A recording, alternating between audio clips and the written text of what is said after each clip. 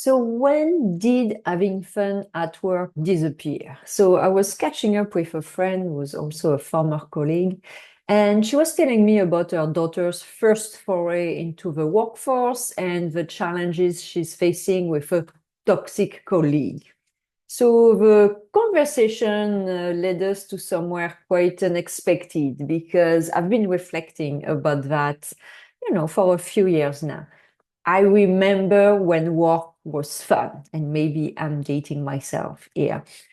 You know, Back when work felt like a community, your colleagues were your friends.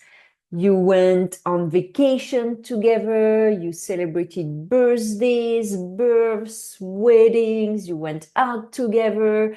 Sometimes you even get married together. Yes, HR paperwork was simpler then.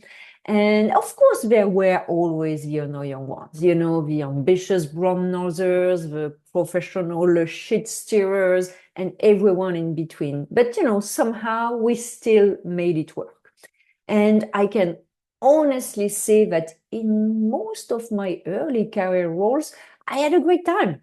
I love the people I work with. I love the work I was doing. Yes, there was friction, but there was also a lot of joy.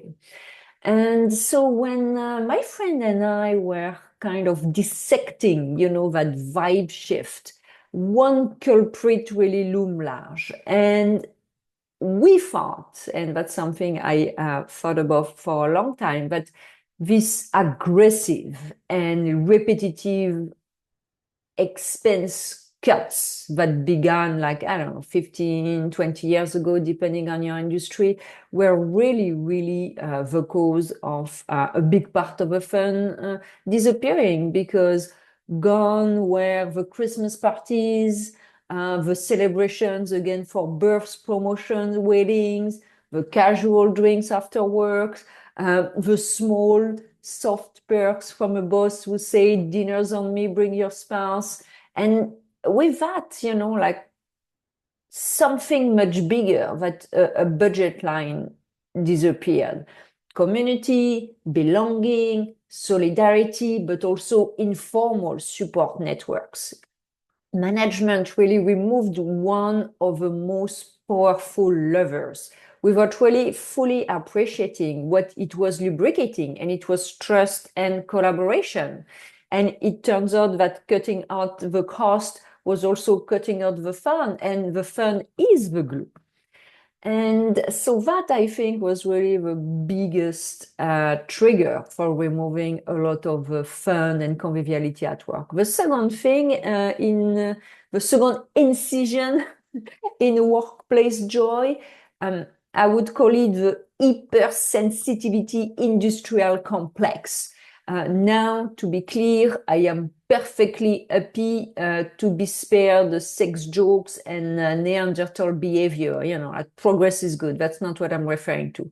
But when asking a colleague for accountability is triggering, when disagreeing is unsafe, when Josie from the third floor is offensive because her jewelry is out of line, which line you don't know, when Bob from accounting is toxic because he expects the year end to be managed, well, we're not very well positioned. And, constantly walking on eggshells at the office, it does not create psychological safety. I mean, it creates a theatrical fragility. And fragility is not very fun. So I would say in a strange twist, working from home during the pandemic arrived just as office life had already deteriorated by, this budget cuts, deteriorated by this hypersensitivity. And I have to admit, it almost felt like a relief. And I know it was the case for many people. Working from home was a relief. You didn't have to deal with the triggering nonsense. You didn't have to deal with the cost-cutting absurdities that are masquerading as performance and culture.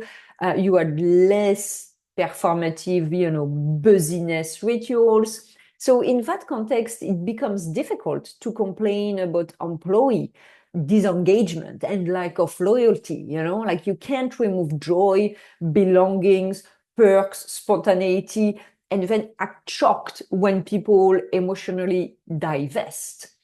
And for me, with French, there is, I would say, a bit of an added layer to that because France, and I would say some European country like Italy as well, we have a culture that works to live, while in North America, we live to work. I know it is very cliche, but try this experiment. Ask a colleague over 90% chance, if it's not 95%, that they're going to answer busy. As if busy is a moral value, as if it's a badge of honor, as if it's a KPI. What happened to good, looking forward to the weekend, excited, or God forbid, happy, So, and now I'm looking at the cherry on the pie, which is going to be the cake soon, which is the freight train called AI. Because with AI everything and everywhere, that is going to be interesting because the narrative is going to be becoming more and more that people, will be unemployed or underemployed. So joy won't disappear anymore because of bad culture. It will disappear because there is no work, And for those who are still employed, well, they might find themselves doing their job, plus the receptionist job, plus the janitor's job. I have to say, for me, efficiency without humanity is not very inspiring. It's very exhausting. So how do we bring fun back? So you're not going to bring happiness back at the office with another employee engagement survey that we know everyone lies on for fear of repercussions. Not going to bring the fun back with a webinar on resilience or even a pizza lunch that is replacing a 10% headcount reduction. Fun won't come back from the top down. It will come back bottom up, under the radar, small rebellions, celebrating someone quietly, rebuilding informal rituals, having real conversation, disagreeing like adults, going for a drink or a coffee if you don't drink, laughing without a compliance review, like rebuilding the connective tissue that was so happily cut in the name of optimization, because obviously cognitive tissue is a barrier to efficiency. But the inconvenient truth is that joy is not a luxury at work. It is the infrastructure. And when you remove that infrastructure, like you shouldn't be surprised when everything feels shaky. Maybe the better question isn't why are employees disengaged, but